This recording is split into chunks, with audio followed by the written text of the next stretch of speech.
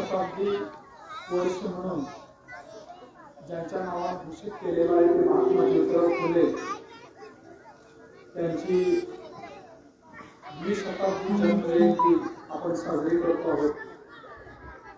ज्यांनी महाडच्या 14 तळ्याची उद्घोषणा करून ज्या घटनेला 100 वर्ष पूर्ण झाले आणि ज्यांनी महाडच्या 14 तळ्याचं पाणी सगळ्यांच्यासाठी मुक्त केलं ते डॉक्टर बाबासाहेब आंबेडकर.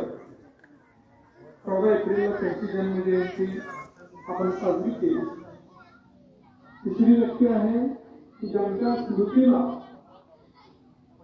ज्यांच्या कार्याला 100 वर्ष पूर्ण होत आहे ते संत गाडगेबाबा आणि कोल्हापूर जिल्ह्यातील राजर्षी छत्रपती शाहू. आज आपण मला जो विषय दिलेला आहे तो म्हणजे महापुरुषांना समजावून घेताना, महामानवांना समजावून घेताना. खरं म्हणजे हे जे महापुरुष जे आहेत, हे महामानव जे आहेत, त्यांच्या बाबतीत बोलत असताना आपल्याला लक्षात येतं की ज्यांचे पुतळे समाजामध्ये मोठ्या प्रमाणात आपण बांधून ठेवलेला आहे.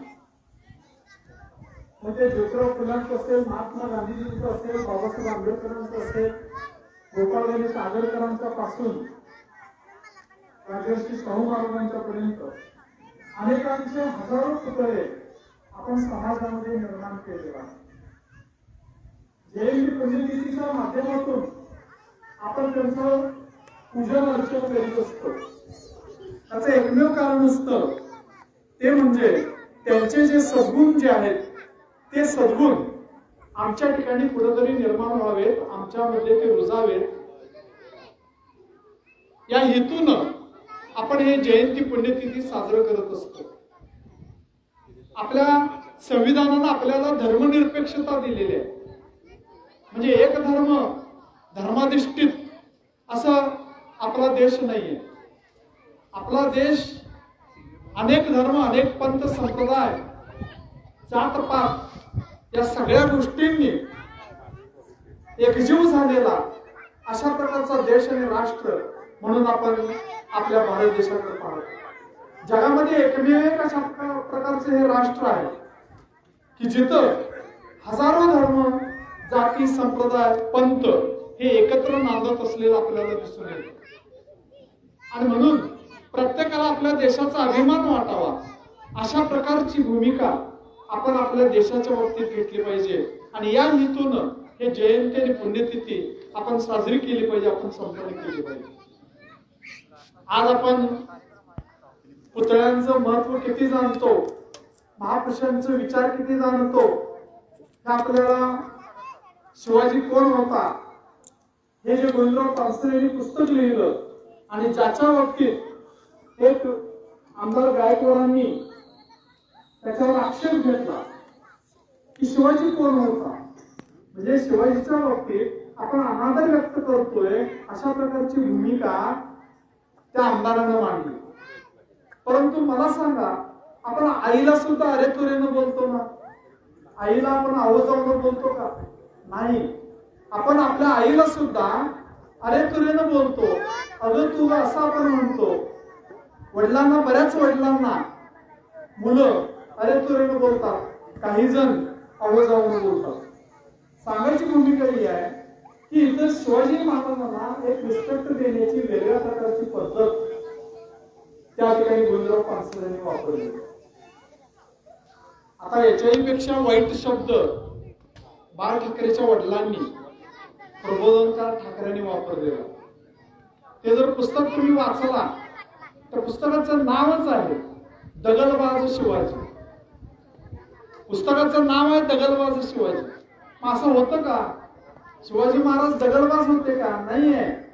तर पुस्तकामध्ये त्यांनी शिवाजी महाराजांनी गनिमी कावा पद्धत कशा पद्धतीनं वापरली आणि स्वतःच्या स्वराज्याची निर्मिती कशा पद्धतीने केली याची मांडणी छत्रपती शिवाजी महाराजांनी केलेली आहे. ही भूमिका त्या दगलबाज शिवाजी या ग्रंथामध्ये प्रबोधनकार ठाकरेंनी वापरली आहे. सांगायची भूमिका ही आहे की आपण त्यांचे विचार तर घेतच नाही, परंतु विचार न घेता आपण त्या गोष्टीवर आक्षेप आणि निषेध नोंदवण्याचा प्रयत्न करतो. हे पहिल्यांदा समाजातून याचं उच्चाटन होणं गरजेचं आहे. आणि म्हणून महापुरुषाला आपण समजावून घेतलं पाहिजे. ही जी थोर माणसं की ज्यांचं आपण प्रतिमेचं पूजन करतो, आज महात्मा ज्योतिराव फुल्यांचा ज्यावेळी आपण विषय काढतो त्यावेळी आपल्याला लक्षात येतं की या ज्योतिराव फुल्यांनी समाजामध्ये पहिल्यांदा स्त्री चळवळ उभी केली आणि मुलींच्यासाठी शाळा काढली. आज जर तुम्ही सावित्रीबाई फुले हे सिरियल टीव्हीवर जे लागतं स्टार प्रवाहावर ते जर पाहत असाल तर तुमच्या लक्षात येईल की त्यावेळी ब्राह्मण व्यवस्था कशा पद्धतीने होती आणि समाजामध्ये मुला मुलींना इतर जातीतल्या, इतर धर्मातल्या, इतर संप्रदायातल्या मुला मुलींना शिक्षण घेणं किती अवघड होतं हे आपल्याला त्याच्या माध्यमातून दाखवलं. प्राध्यापक हरिलडके असतील किंवा अशा अनेक विद्वत प्रचुर लोकांनी जे महात्मा ज्योतिराव फुलेंच्यावर जे ग्रंथ लिहिलेले आहेत त्या ग्रंथाचा जेव्हा आपण अभ्यास करायला लागतो तेव्हा आपल्याला लक्षात येतो की ज्योतिराव फुलेंनी त्या काळामध्ये किती शोधलं. ज्या बहिष्कृत समाजाला गळ्यामध्ये मडकं आणि पाठीच्या शर्टाला उपरण्याला खालना बांधायचा आणि समाजामध्ये हिंडायचं फिरायचं, थुंकायचं असेल तर त्या मडक्यामध्ये थुंकायचं आणि आपली सावली सुद्धा इतरांना बहिष्कृत करायला नको म्हणून पाठीमध्ये खराटा जोडायचा.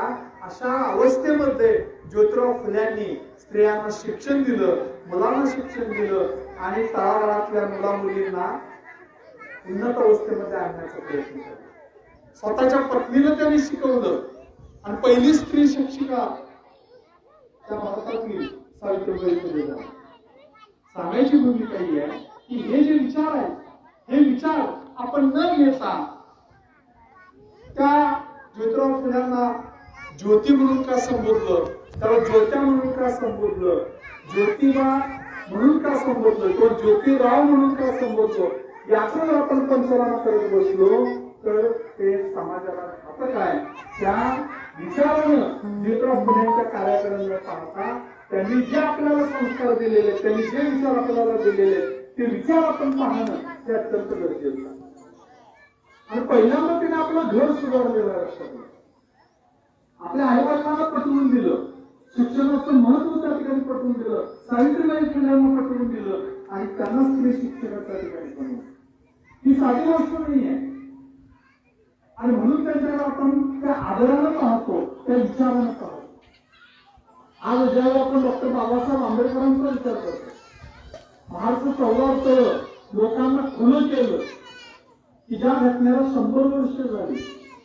लक्षात घ्या त्या काळामध्ये ज्यांना वरून सुद्धा पाणी मिळत नव्हतं, ज्या आंबेडकरांच्या हाताखाली काम करायला अगदी शिपाई लोक सुद्धा, ब्राह्मण शिपाई लोक सुद्धा तयार व्हायचे नाही, अशा कालखंडामध्ये आंबेडकरांना फाईल सुद्धा त्यांच्या हातामध्ये देत असताना वरून असं टाकलं जात होतं. एवढं स्पृश्यतेचं एक विचार त्या काळामध्ये रुजलेला होता. अशा वेळी बाबासाहेब आंबेडकरांनी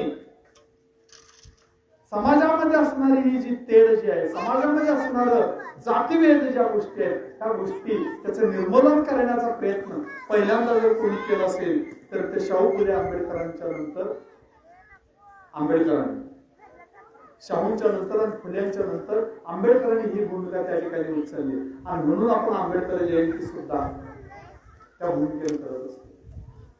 जे संविधान 2 वर्ष 11 महिने आणि 11 दिवस ज्याच्यासाठी अहोरात्र कष्ट घेतले, ज्या संविधानामध्ये मसुदा तयार करण्यासाठी 9 लोकांची नियुक्ती केलेली होती, परंतु त्या 9 लोकांमध्ये 8 लोक, त्यातले 2 मृत्यू पावले, 2 परदेशी गेले. दोघांनी सांगितले की आम्ही आजारी आहोत, आम्हाला ते जमणार नाही. त्यांनी तो नाक सोडून दिला. आणि 1-2 म्हटले की आम्हाला ते काही जमणार नाही, आम्हाला इतक्यातनं आम्ही राजीनामा द्यायला तयार आहोत. शेवटी सगळी संविधानाची जबाबदारी, मसुदा तयार करण्याची जबाबदारी बाबासाहेब आंबेडकरांच्यावर पडली. आणि 2 वर्ष 11 महिने 11 दिवस खस्ता करून या माणसानं संविधानाची निर्मिती केली की ज्या संविधानामध्ये समता, स्वातंत्र्य, बंधुता आणि धर्मनिरपेक्षता या सगळ्या गोष्टींचं नोंद खऱ्या अर्थानं जर कोणी घेतलं असेल तर ते बाबासाहेब आंबेडकरांनी. जगातल्या एकशे यावत अशा प्रकारच्या लिखित संविधान जे आहे त्या लिखित घटनेचा अभ्यास करून बाबासाहेब आंबेडकरांनी आपल्या देशाची संविधान निर्मिती केली. आणि म्हणून या लिखित संविधानाकडे ज्यावेळी आपण डोळस वृत्तीनं पाहतो त्यावेळी आपल्याला लक्षात येतं. आणि म्हणून तर आज 75 वर्षापेक्षाही जास्त वर्ष जी आपल्या देशामधले लोकशाही टिकून आहे ते टिकून राहण्याचे एकमेव कारण जर काय असेल तर ते म्हणजे संविधान. बाबासाहेब आंबेडकरांनी जे जे आंदोलन केलं, मग ते काळाला मंदिराचं आंदोलन असेल, पंढरपूरचं आंदोलन असेल, अशा विविध स्तरावर जिथं जिथं बाबासाहेब आंबेडकरांनी आंदोलन केलं ते प्रत्येक आंदोलन यशस्वी करून दाखवलं. आणि म्हणून आज आपण बाबासाहेबांचं नाव घेऊ. आणि म्हणून एका कवितेमध्ये मीच लिहिलेल्या एका कवितेमध्ये मी असं म्हटलेलं आहे, बाबासाहेब हा माणूस होता, मुसाफिर होता, संयमी, विवेकी, योगी होता. बाबासाहेब हा माणूस होता, संयमी, विवेकी, योगी होता.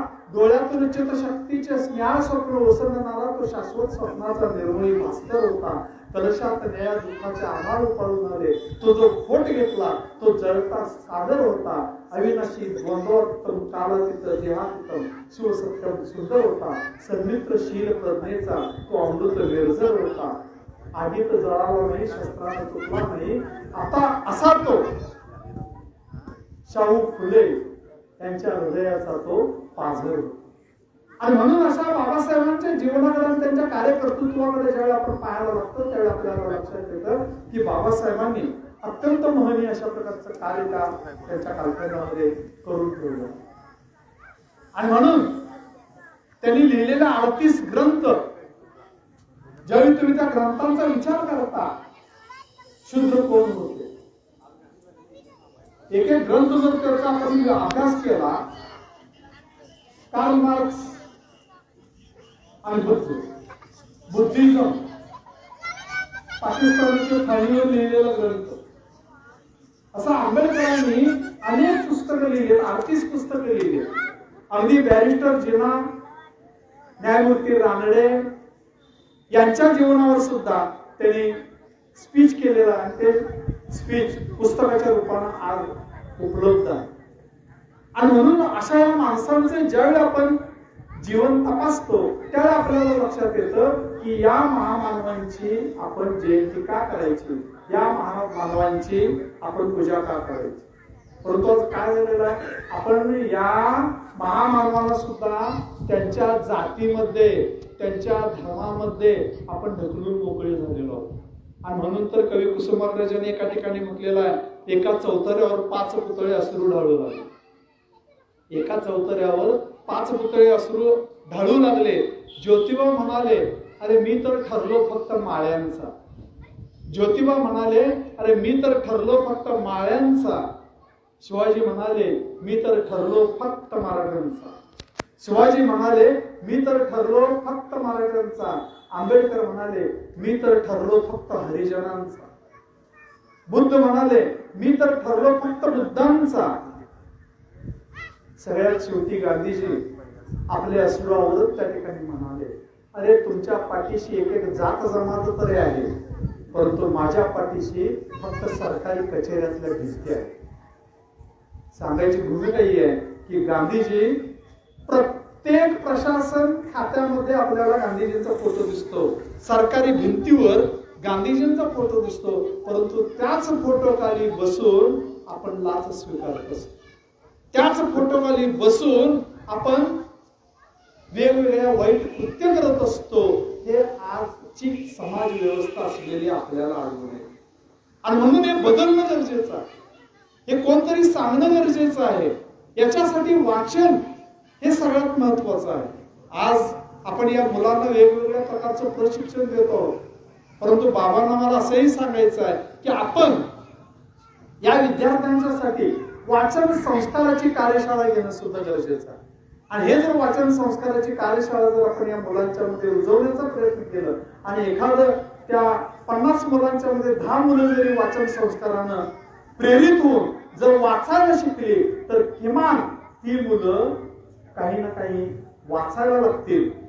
परवाच शेक्सपियरचा 23 एप्रिल हा दिवस शेक्सपियरचा जन्मदिवसही आणि मृत्यू दिवस आहे. आणि म्हणून युनेस्कोने जाहीर केलेला आहे की शेक्सपियरचा जन्मदिवस आणि मृत्यू दिवस हा जागतिक पुस्तक दिन म्हणून आपण साजरं केलं पाहिजे. परंतु हे कुणाला माहितही नाही की हे जागतिक पुस्तक दिन आपण साजरं करायला पाहिजे. मुलांच्या पर्यंत हा शेक्सपियर आपण नेला पाहिजे. अहो, लेखकांच्यावर साहित्यिकांच्यावर प्रेम करणारा इंग्लंड सारखा देश, जो देश म्हणतो आम्ही आमचं एक वेळ साम्राज्य देऊ परंतु आमचा शेक्सपियर देणार नाही, अशी वर्णना करणारे इंग्रज किती ते शेक्सपियर उदंड प्रेम करतात. आमच्या देशामध्ये हजारो लेखक झाले, हजारो कवी झाले, तेवढेच निबंधकार झाले. हे जगामध्ये सगळ्यात जास्त लिखाण झालेलं महात्मा गांधीजींचं, सम्राट नेपोलियनवर आणि त्याच्यानंतर छत्रपती शिवाजी महाराजांचा नंबर आहे. परंतु आपण त्यांच्या बाबतीत असणारं वाङ्मय किती वाचतो हा महत्वाचा प्रश्न ठरावा. अशा प्रकारची परिस्थिती आज आपल्याला दिसून येते. आणि म्हणून लक्षात घ्या की हे वाचन संस्कार या विद्यार्थ्यांच्यात रुजवणं आणि आपल्यातही रुजवून घेणं, दररोज एक पान का असेना आपण वाचलं पाहिजे. पण तुम्ही तुमच्या धर्माचं वाचा किंवा इतर कोणतेही वाचा. आज ज्यावेळी मी अभ्यास करतो इतर आणि हे सगळं वाचल्यानंतर माझ्या लक्षात येतं की अहिंसासारख्या गोष्टी, सत्यासारख्या गोष्टी, अपरिग्रहासारख्या गोष्टी हे सगळ्या धर्मांमध्ये सांगितलेल्या आहेत. शिवी देऊ नये हे सगळ्या धर्मामध्ये सांगितलेलं आहे. मोहम्मद पैगंबरांनी तर असा प्रयोग केला होता. एकट्यानं शिव्या दिल्यानंतर तो आला पैगंबरांच्याकडे आला आणि पैगंबरांना म्हणाला की मी शिव्या दिलो त्याला, मी काय करू. त्यावेळी पैगंबर म्हणाले की मी पीस देतो, पीस वाळ्या उडून गेले. आणि मग मोहम्मद पैगंबर त्या शिष्याला उद्देशून म्हणाले की बाबा रे, जसं पीस ठेवल्यानंतर उडून गेलं तसं तुझ्या शिव्यांच्या बद्दल परत येत नाही, परत येत नाही. आणि कोणी ते स्वीकारलेलं नाहीये, ते स्वीकारलेलं नाहीये, त्यावर त्या शिव्या त्या कोणाचं लागतात. एवढंच विसरू नकोस, हे विसरून चालणार. सांगायची भूमिका ही आहे की आज आपण ज्या ज्या वेळी या महापुरुषांचा विचार करतो त्यावेळी आपल्याला लक्षात येतो महापुरुषांचं अंतरंग जे आहे ते अंतरंग आपण तपासण्याचा प्रयत्न केला पाहिजे. अपरिग्रह तत्व म्हणजे काय आहे. एवढे गौतम बुद्ध एका सम्राटाचा मुलगा होता, परंतु सम्राटाचा मुलगा असताना सुद्धा त्याला ज्यावेळी ते दृश्य दिसलं की एक तरुण तोच पुढे म्हातारा होतो, तोच आजारी पडतो, तोच वृद्ध होतो आणि नंतर तो मरून जातो, हे दृश्य दिसल्यानंतर त्याला वैराग्य प्राप्त होतो. आणि वैराग्य प्राप्त झाल्यानंतर अपरिग्रहाचं जीवन जगायला लागतं. अपरिग्रह तत्वज्ञान जे आहे हे कसं अंगात मुरलेलं असतं. ज्यावेळी गौतम बुद्धाचे एक शिष्य गौतम बुद्धाकडे आले आणि बुद्धांना म्हणाले की बुद्धदेव, गुरुदेव, माझं जे हे भगवं वस्त्र जे आहे ते अगदीच जीर्ण झालेलं आहे, मला आपल्याकडून नवीन वस्त्र मिळेल का. त्यावेळी गौतम बुद्ध म्हणाले की तुम्ही संगपतींना भेटा आणि नवीन वस्त्र घ्या. काही दिवसानं काही असे दिवस निघून गेले आणि परत तोच शिष्य गौतम बुद्धांना भेटला आणि मग परत गौतम बुद्ध त्या ठिकाणी त्याला विचारले, अरे तुला वस्त्र मिळालं का. तो शिष्य म्हणाला, हो मला वस्त्र मिळालं. गौतम बुद्धाने एक प्रश्न विचारला, मला सांग तुला वस्त्र नवीन मिळालं परंतु त्या जुन्या वस्त्राचं तू काय केलंस. त्यावेळी तो शिष्य म्हणाला की गुरुदेव, ते जुनं वस्त्र जे होतं ते एवढं जीर्ण झालेलं होतं, एवढं जीर्ण झालेलं होतं, ते वस्त्र मी धुवून स्वच्छ करून अंथरूण बांधून वापरतो, अंथरूण पांघरण्यासाठी ते वस्त्र वापरतो. छान, म्हणजे तू त्याचा उपयोग केला. मग मला सांग अगोदर जे वस्त्र होतं की जे अंतरून पांघरून म्हणून वापरत होतास त्याचं तू काय केलंस? त्यावेळी तो परत शिष्य म्हणाला की गुरुदेव, ते वस्त्र अगदीच फाटलेलं होतं, अगदी त्याच्या चिंध्या झालेल्या होत्या. मी ते स्वच्छ धुतलो आणि थोडस शिवणकाम वगैरे करून ते खिडकीचे पडदे म्हणून मी वापरतो. वा, म्हणजे तू त्याचाही उपयोग केलास. मला सांग, अगोदर ज्या खिडकीला पडदे होते त्या पडद्यांचं काय केलंस? गुरुदेव, ते जीर्ण झालेले होते, अस्वच्छ होते, म्हणून ते स्वच्छ करून मी ते धुतलो आणि त्याचे तुकडे करून मी स्वयंपाकघरामध्ये स्वयंपाकी जो असतो त्याला आदर उचलण्यासाठी मी त्या तुकड्यांचा वापर करतो. वा, म्हणजे त्याचाही तो उपयोग केला. बुद्ध परत म्हणतात, अगोदर जे कापडाचे तुकडे होते आदर उचलण्यासाठी त्याचं तू काय केलंस? त्यावेळी त्या शिष्यानं उत्तर दिलं की अगोदर जे तुकडे होते जे आदर उचलण्यासाठी ते अगदीच फाटलेलं होतं, छोटे छोटे तुकडे झालेले होते, ते मी स्वच्छ धुतलो आणि त्याच्या वाती तयार केलो. आणि त्या वाती इथं समईमध्ये जे जळतात ना ते त्याच वाती आहेत. लक्षात घ्या, अंगावरच्या वस्त्रापासून वातीपर्यंतचा जो प्रवास आहे तो गौतम बुद्धांनी तुम्हा आम्हाला त्या ठिकाणी सांगितलेला. अपरिग्रहाचं जीवन कशा पद्धतीने जगायचं याचं अत्यंत सुंदर आणि मार्मिक उत्तर गौतम बुद्धांनी आपल्या विचाराच्या माध्यमातून आपल्या शिष्यांना, आपल्या अनुयायांना, एवढंच नव्हे भारतासारख्या देशातल्या सगळ्या लोकांना आणि जगाला सांगण्याचा प्रयत्न गौतम बुद्धांनी केलेला. आणि म्हणून या महापुरुषांना आपण पुजतो, म्हणून त्यांचं अंतरण आपण समजावून घेतो. आणि हे समजावून घेणं वाचनाच्या माध्यमातून शक्य आहे.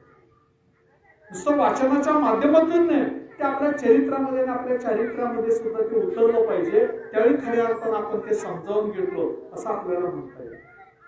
जोपर्यंत आपण आपल्यामध्ये ते रुजवत नाही तोपर्यंत आपण आपल्याला सांगण्याचा सुद्धा अधिकार नाही. जे संत गाडगेबाबांची प्रतिमा इथे ठेवलेली आहे, किती चौथी शिकलेला माणूस, अंगावर कपडे लत्तरे झालेले, परंतु या माणसानं आज पंढरपूर पासून महाराष्ट्रातल्या कानाकोपऱ्यामध्ये त्या काळामध्ये यात्रेकरूंच्यासाठी मठ निर्माण केले. आजही ते मठ उपलब्ध आहेत, आजही त्यांच्या नावाने ते मठ असलेले आपल्याला दिसत आहे. संत गाडगेबाबांनी फक्त समाजाची स्वच्छता केली नाही, लोकांच्या मनाची सुद्धा स्वच्छता करण्याचा प्रयत्न केला.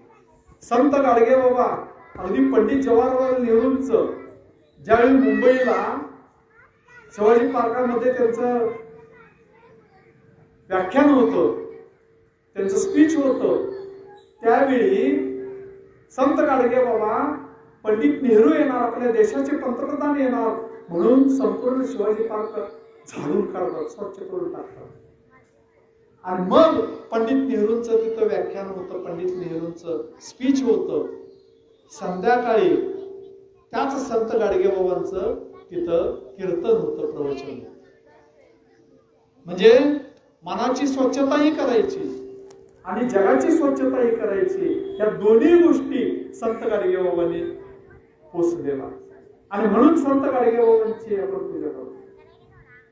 एका बाजूला सत्य साई बाबा की ज्यांचं 40,000 कोटीची इस्टेट, 40,000 कोटीची इस्टेट, आणि दुसऱ्या बाजूला संत गाडगेबाबा की ज्याच्या हातामध्ये दमडी सुद्धा नाही. अशी अवस्था आणि अशी व्यवस्था, अशा संत गाडगेबाबांनी समाज सुधारण्याचा प्रयत्न केला. काय करायचे ते कीर्तनामध्ये? जाईल तिथं त्या कीर्तनामध्ये ते उभा राहायचे आणि त्या कीर्तनामध्ये ते लोकांनाच प्रश्न विचारायचे. सांगा, त्यांच्या भाषेत ते बोलायचे.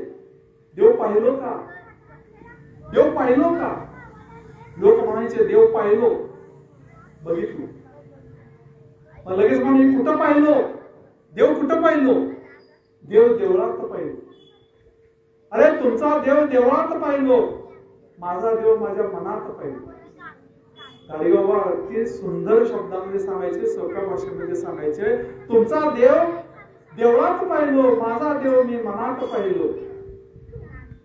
आणि मग पुढे लगेच प्रश्न विचारायचे, तुझ्या देवाला आंघोळ घालते का?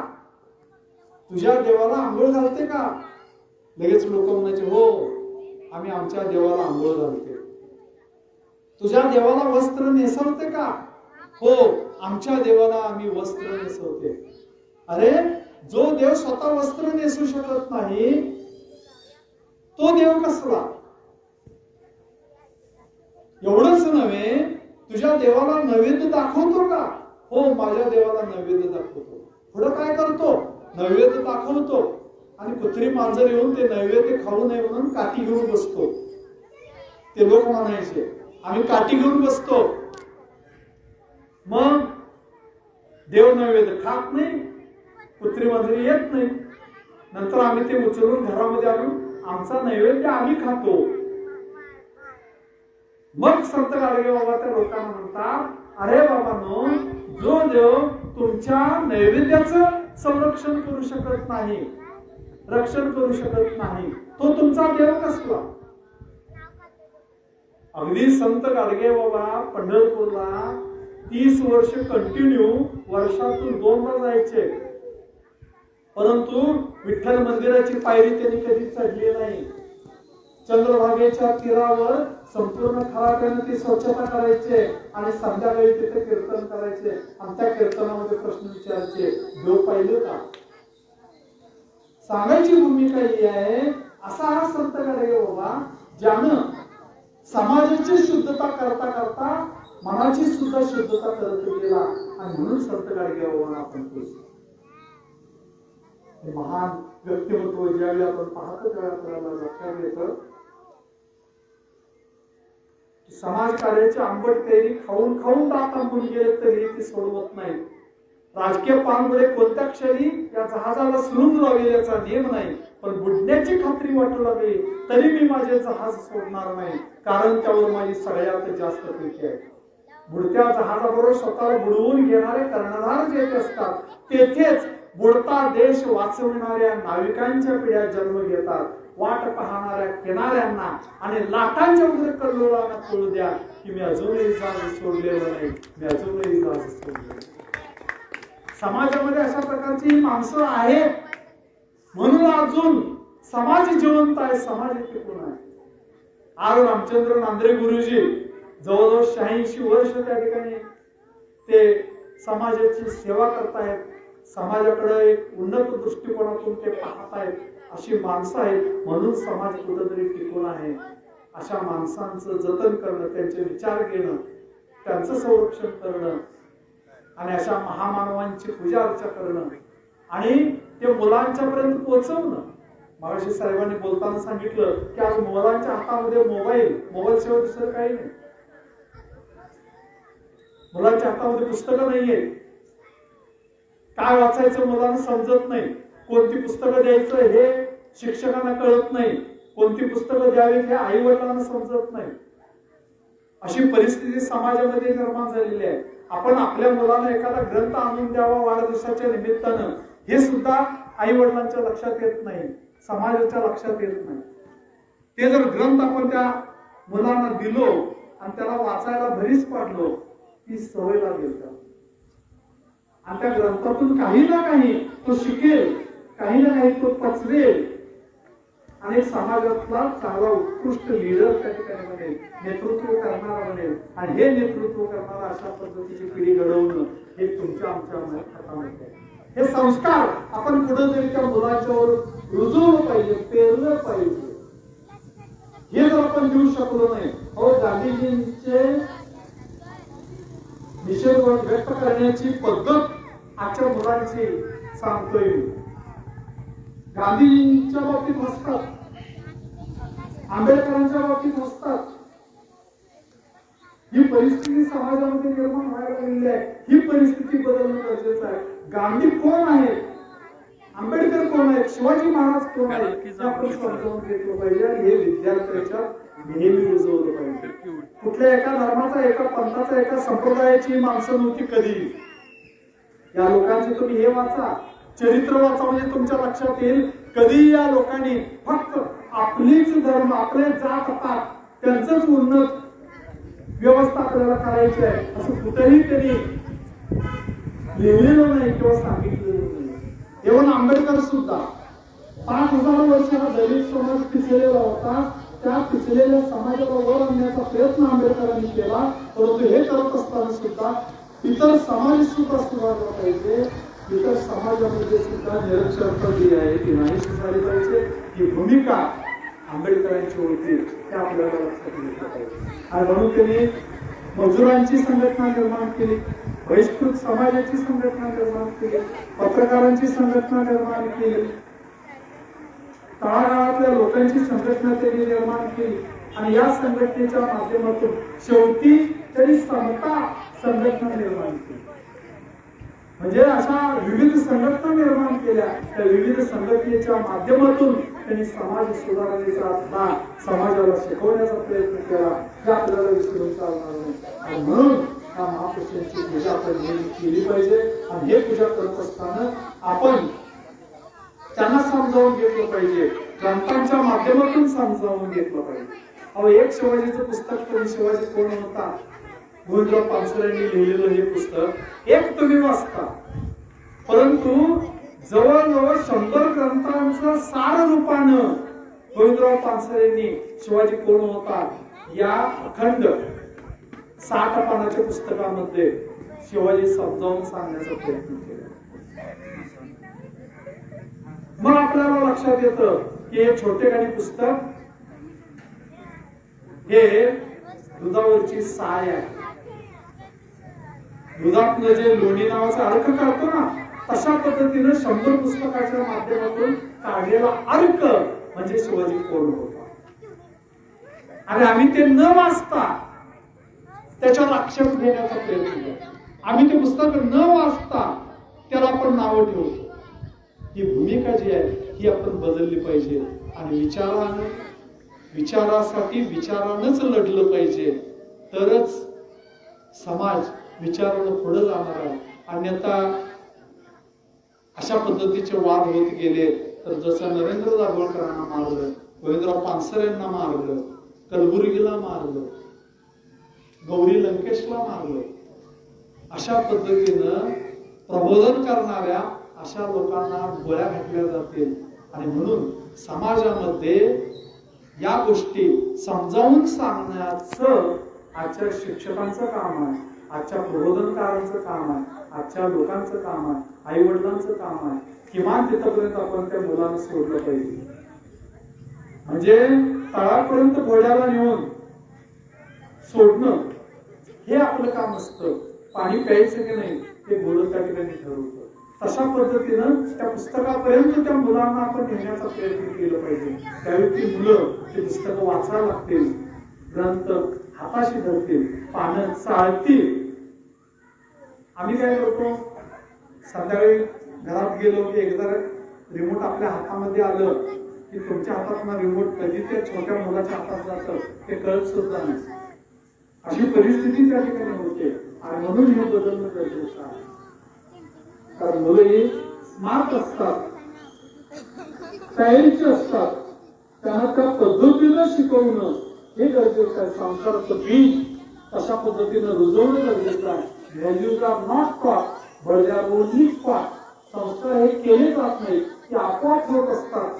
आणि ते आपोआप होणं म्हणजे तुमचं स्वतःचं मन ओपन करून मुलांच्या समोर ठेवणं, तुमचं चारित्र्य ओपन करून मुलांच्या समोर ठेवणं. आणि ते मुलगा तुमच्या शरीराकडं, तुमच्या विचाराकडं अवलोकनार्थ पाहून तो स्वतःची तयारी करत असतो. हे विसरून आपल्याला चालणार नाही. आणि म्हणून आज खरं म्हणजे बाबा सरकार माझ्याकडे आलेले होते की कोणी वक्ता मिळेल का, विद्यापीठ लेवलचा वक्ता कोणतरी पाहिजे होता. तो मिळेल का की जो महर्षी विठ्ठलरामजी शिंदे, संत गाडगेबाबा, त्यानंतर बाबासाहेब आंबेडकर, ज्योतिराव फुलेंची 20 शताब्दी या माध्यमातून आपल्याला प्रबोधन करायचं आहे. आणि हे उपलब्धी होईल का. अमोल मगदुम आणि बाबासाहेब हे दोघेही आलेले होते, परंतु ऐन वेळी विद्यापीठातली लोक मिळत नाहीत सहजासहजी, आणि म्हणून त्यांनी मला सांगितले की तुम्हीच या विषयावर तुम्ही प्रबोधन केला तर बरं होईल. आणि ती संधी मला या ठिकाणी बाबा सरकार अमोल मुर्दुम आणि त्यांचे संपूर्ण जे कार्यकर्ते आहेत त्यांनी मला या ठिकाणी दिलं आणि मला बोलण्याची संधी या ठिकाणी मिळाली. मी त्यांना पहिल्यांदा धन्यवाद देतो आणि मी माझं म्हणणं त्या ठिकाणी थांबवतो.